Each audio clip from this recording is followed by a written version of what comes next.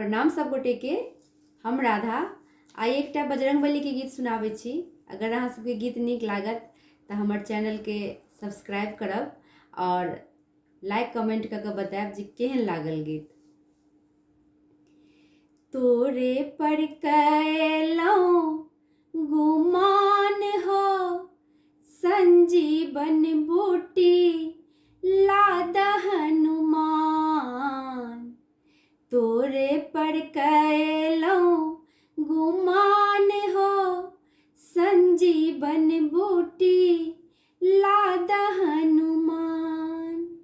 लादा हनुमान हो लादा हनुमान। लादा हनुमान हो लादा हनुमान। तोरे पर कैलौं गुमान हो संजीवन बूटी लादा हनुमान। रानी कौशल्या के राम जी ललन माँ। रानी कौशल्या के राम जी ललन माँ। से होत चलला बनवास हो संजीवन बूटी लादा हनुमान।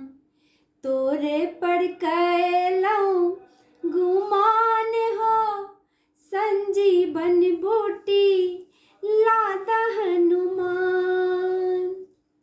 रानी के कई के भरत ललन माँ। रानी के कई के भरत ललन माँ।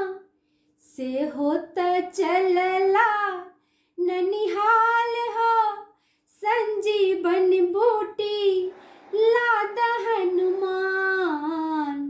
से होत चलला ननिहाल हो संजीवन बूटी लादा हनुमान।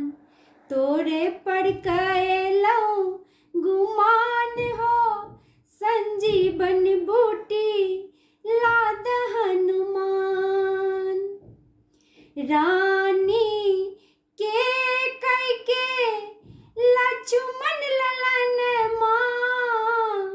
रानी के कई के लक्ष्मण ललन माँ। तिनको त लागल शक्ति बान हो संजीवन बूटी लादा हनुमान। तिनको त लागल शक्ति बान हो संजीवन बूटी लादा हनुमान। तोरे पर कैलौं गुमान हो संजीवन बूटी लादा हनुमान। राजा दशरथ के चारिटा ललन माँ। राजा दशरथ के चारिटा ललन माँ। तिनके खातिर छोड़ल प्राण हो संजीवन बूटी लादा हनुमान। तिनके खातिर छोड़ल प्राण हो संजीवन बूटी लादा हनुमान।